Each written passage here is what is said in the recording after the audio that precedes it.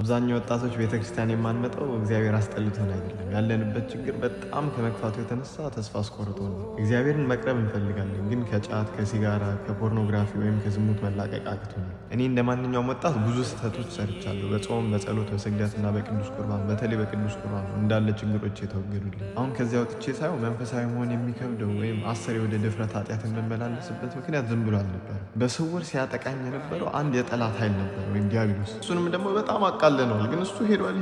ኧረ በደንብ ሄዷል። እሱ አሁን የሚያስፈልገን ዘመኑን የዋጀ ትምህርትና ዘመኑን ያዋጁ አባቶችን የሚያስፈልጉን እነሱም አሉ። እንደ መምህር ግርማ፣ እነ መምህር ተስፋዬ፣ እነ ቀሲስ ኃይለመለኮት፣ እነ ቀሲስ ሄኖክ ይቀጥላል። የዚህን ዘመን ችግር የሚረዱ ዝም ብሎ አብርሃም እንደዚህ ያደረገ ያዕቆብ እንደዚህ ያደረገ ከማለት ይልቅ በቃ ካለን ችግር ጋር አብረው ታያርገው በቃ ሶሉሽን የሚሰጡን ማለት ነው። ያ መፍትሄ ደግሞ እኛ ላይ ያሉትን ክፉ መናፍስት ገነጣጥሮ ማውጣት ነው። ቀሳቀስ ያቃተን እነዚህ ክፉ መናፍስት ስላሰሩ ነው። እንደነ አቡነ ተክለ ሃይማኖት ወይም በራሳችን ብቃት ደረጃ ላይ መድረስ የሚያቃተን በቃ እነዚህ ናቸው። በቃ እነዚህ ይሄ ነው ፕሮብለሙ።